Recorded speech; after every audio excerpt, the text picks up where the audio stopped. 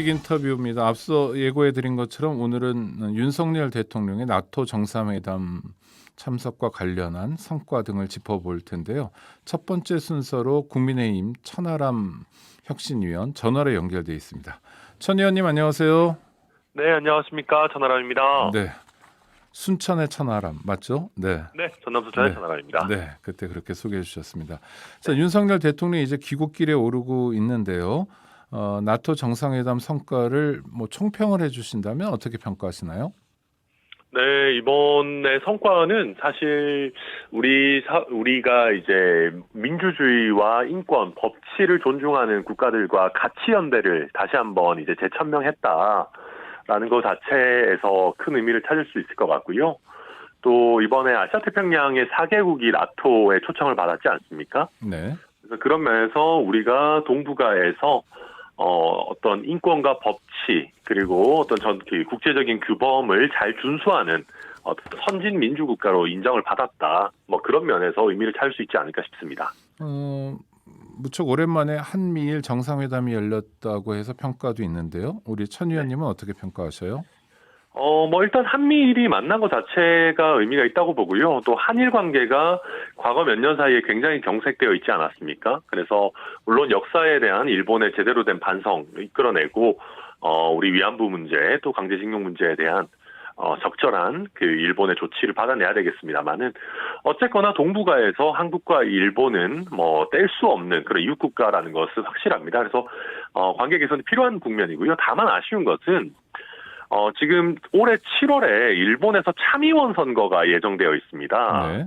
그러다 보니까 일본 내의 그 극우 세력들의 눈치를 보는 부분 때문에 기시다 총리가 저희 기대만큼 어떤 적극적인 어떤 메시지라든지 행보를 내놓지 못하는 것 같습니다. 그래서 이번 7월 참의원 선거 이후에 아마 이제 박진 외교부 장관이 조만간 또 방일을 할 것으로 보이는데 그때 오히려 조금 더 의미 있는 성과가 나오지 않을까 그렇게 기대됩니다. 그러니까 천하람 의원 말씀은 이번에 한일 정상회담이 무산된 게 일본 참의원 선거 때문에 일본 총리가 극우 세력을 눈치를 보기 때문에 전향적으로 나가지 못했다. 이렇게 설명하시는 거군요. 저는 그렇게 생각합니다. 왜냐하면 기시다 총리가 내놓는 얘기들을 보면 네. 극구 이제 윤석열 대통령과의 만남이 굉장히 짧았다 이런 것들을 강조하고 있고 그리고 한일 관계 개선에 대해서 노력하자라는 그 메시지에 대해서도 어떤 한국의 노력을 촉구한 거다라고 굳이 상대국 정상의 발언을 바로잡는 것을 보면 굉장히 국내 정치 상황 또 한국에 대한 이미지가 좋지 않은 그런 내부 정치 상황을 신경 쓰는 거 아닌가 저는 그렇게 보였습니다. 그에 걸맞게 한국의 입장도 좀 나와야 될 것 같은데요. 이를테면 한미일 정상회담이 모처럼 열린 거는 반가운 일일지 모르는데 회담 시간이 30분에 불과했어요. 그럼 순차 통역을 하고 그러면 그야말로 인사말 주고받다 헤어진 건데 이것도 긍정적으로 평가할 만한 것인가? 이런 반론도 있을 것 같은데요. 그래도 한미일 정상회담이 거의 한 4년 이상 만에 열린 것 아니겠습니까? 네. 그래서 일단 심지어 일본 측에서는 이번 한미일 정상회담에도 응하지 않으려다가 이제 미국의 강권으로 응했다라는 식의 일본 내부 언론의 분석도 나오는데요. 어쨌거나 물론 우리 입장에서는 이게 참 불쾌한 일이기는 합니다. 왜냐하면 일본도 당연히 관계 악화에 책임이 있는 것 아니겠습니까? 그러나 관계 개선은 좀 천천히 가더라도 필요한 부분이긴 하기 때문에 첫 술에 배부르진 않겠지만 만나는 것 자체는 그래도 의미 있다고 생각합니다. 네. 또 하나는 한미일이 관계를 개선하고 그다음에 우방으로서 또 너무 가까운 나라니까요. 협력적 관계를 펼쳐 나가는 건 언제든지 바람직한데 지금 일본 기시다 총리 같은 경우도 그렇고 한미일 공동 군사 훈련 얘기를 하고요. 네. 그런데 우리가 한미 동맹을 강화하고 또 한미 간에 공동 군사 훈련을 하는 것에 대해서는 국민들도 당연히 받아들이고 또 필요한 일이다라는 인식도 많은데요. 네. 일본까지 포함해서 군사 훈련을 해야 되는가? 이러면 잘못하면 유사시에 일본 자위대가 한반도에 진출하는 거 아니냐? 이런 우려도 상당히 많아요. 어떻게 보시나요? 네, 우선 윤석열 대통령께서도 이제 후보 시절에도 일본과의 군사 동맹에 대해서는 명확하게 선을 그은 바 있습니다. 그래서 저희가 또 유사시 한반도 진출 이런 부분에 대해서 국민들의 우려도 잘 알고 있기 때문에 그렇게까지 진행할 것 같지는 않고요. 다만 이제 미군의 전략 자산들이 한국과 일본에 나눠져 있는 측면들이 실제 있습니다. 네, 그래서 오키나와에도 있고 그렇죠. 네, 그러다 보니까 이게 훈련의 어떤 군사적인 효율을 높이기 위해서는 그 주한미군, 주일미군이 합작을 해야 되는 부분들도 있거든요.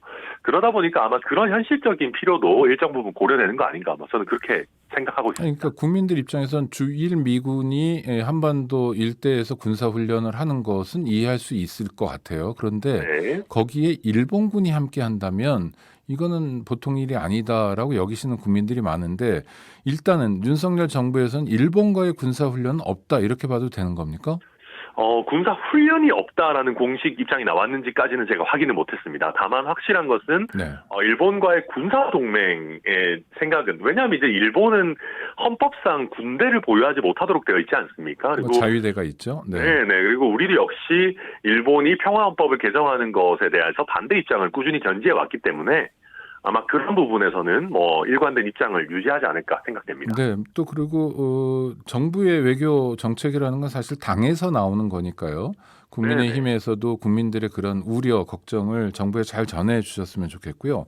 또 하나의 우려가 있습니다. 이제 나토에서도 중국에 대한 언급을 하기 시작했고 나토가 이제 대서양 조약기구인데 전 세계적으로 글로벌 조약기구 뭐 이렇게 가는 것 같기도 하고요.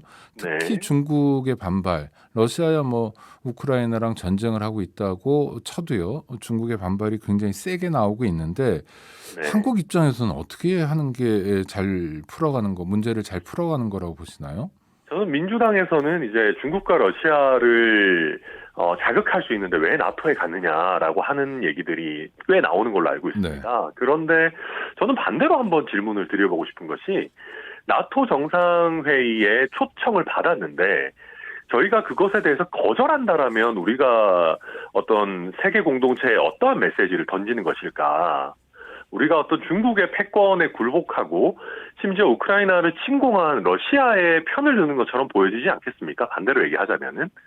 물론 우리가 중국 러시아 관계에서 실리를 어느 정도 추구해야 되는 것도 사실이지만, 저희가 러시아가 우크라이나를 침공하는 거에 대해서 이것이 부정의한 것이다라고 얘기하지 못한다면 과연 우리나라의 민주주의 내지는 법치 수준을 에 대해서 저희가 자부심을 가질 수 있는 것인가 좀 궁금하고요. 그리고 중국 같은 경우에 저희가 과거에 중국의 심기를 거스르지 않기 위해서 문재인 정부 5년 내내 굉장히 노력을 많이 해왔습니다. 그렇다고 해서 중국이 대한민국에 대해서 굉장히 뭐 고평가한다든지 뭐 한알령을 쉽게 해제해 준다든지 하지 않았거든요. 그러니까 모든 외교는 밀당이기 때문에 우리가 동북아에서 이렇게 또 중심축 역할을 하게 되면 오히려 중국이 우리에게 와서 도움을 요청하는 일이 생길 수 있는 겁니다. 그런 일이 있었으면 정말 좋겠는데요. 그래서 중국에 대해서 저자세를 취하는 것만이 해답은 아니다. 뭐 이렇게 말씀드리겠습니다. 윤석열 대통령의 첫 번째 해외 순방입니다. 보통 외교를 하고 돌아오면 대통령에 대한 지지율이 올라가기도 하는데요. 지금은 사실 굉장히 이례적인 지지율 아닙니까? 역대 대통령들에 비하면 지지율이 좀 반등될까요? 제가 이제 그 수치를 보니까 이제 갤럽 자체 조사를 기준으로 박근혜 전 대통령의 동시기 지지율과 비슷합니다. 그러니까 사실 역대 그 대통령 지지율에 비해서 아주 떨어져 있는 것은 아니고요. 이제 그런 인상을 주는 건 사실이지만 물론 지지율 하락 저희가 엄중하게 봐야 되는 것도 맞습니다. 질문 주신 거에 대해서 답을 드리자면 저는 솔직히 이번 나토 정상회의 참석으로 지지율이 크게 오를 거라고 예상되지는 않습니다. 왜냐하면 저희 당이 상대적으로 시끄러운 상황이고 그리고 지금 처해 있는 경제 상황 자체가 뭐 대통령께서 나토에 갔다 왔다 해서 뭐 국민들이 환호를 보내고 이럴 수 있는 상황은 아니거든요. 그러니까 결국은 경제 정책을 얼마나 잘 펼치느냐 이 부분에 저는 지지율 향배가 달려 있다 이렇게 보고 있습니다. 또 외교 문제에서도 실력을 보여주셨으면 좋겠고요. 지금까지 국민의힘 천하람 혁신위원과의 인터뷰였습니다. 오늘 고맙습니다. 네, 감사합니다.